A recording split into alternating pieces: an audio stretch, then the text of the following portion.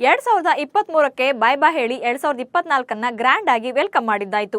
ಹಳೆ ಕ್ಯಾಲೆಂಡರ್ ಎಸೆದು ಹೊಸ ಕ್ಯಾಲೆಂಡರ್ ಮನೆಗೆ ತಂದಾಯಿತು. ಆದರೆ ನಿಮಗೆ ಗೊತ್ತಾ, ಹೊಸ ವರ್ಷದ ಆಚರಣೆಯನ್ನ ಹಲವೆಡೆ ಬೇರೆ ಬೇರೆ ದಿನಗಳಂದು ಆಚರಿಸಲಾಗುತ್ತದೆ. ಕೆಲವೆಡೆ ಡಿಸೆಂಬರ್ 31ರಂದೇ ಸೆಲೆಬ್ರೇಟ್ ಮಾಡ್ತಾರೆ. ಇನ್ನೂ ಕೆಲ ಕಡೆ ಜನವರಿ 1ರಂದು ಆಚರಿಸಲಾಗುತ್ತದೆ. ಹೊಸ ವರ್ಷದ ಬಗೆಗಿನ ಅಚ್ಚರಿಯ ಮಾಹಿತಿಯನ್ನು ನೀಡ್ತೇನೆ. ನಾನು ಶಾಂತ. ನೀವು ಸುದ್ದಿಯಾನದ ಸಬ್ಸ್ಕ್ರೈಬರ್ ಆಗೋದಕ್ಕೆ ಮರಿಬೇಡಿ.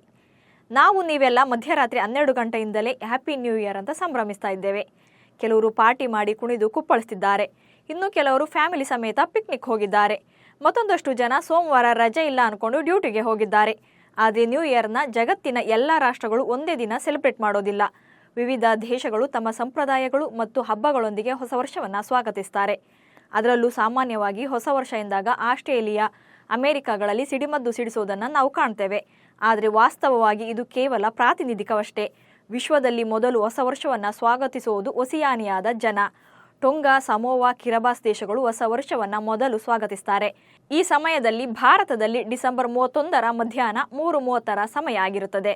ಅಂತೆಯೇ ಯುನೈಟೆಡ್ ಸ್ಟೇಟ್ನ ಹತ್ತಿರದ ಜನವಸತಿ ಇಲ್ಲದ ದ್ವೀಪಗಳಾದ ಬೇಕರ್ ಐಲ್ಯಾಂಡ್ ಮತ್ತು ಹೌಲ್ಯಾಂಡ್ಗಳು ಹೊಸ ವರ್ಷವನ್ನು ಭಾರತೀಯ ಕಾಲಮಾನದ ಪ್ರಕಾರ ಜನವರಿ 1ರ ಮುಂಜಾನೆ 5:30ಕ್ಕೆ ಸೆಲೆಬ್ರೇಟ್ ಮಾಡ್ತವೆ.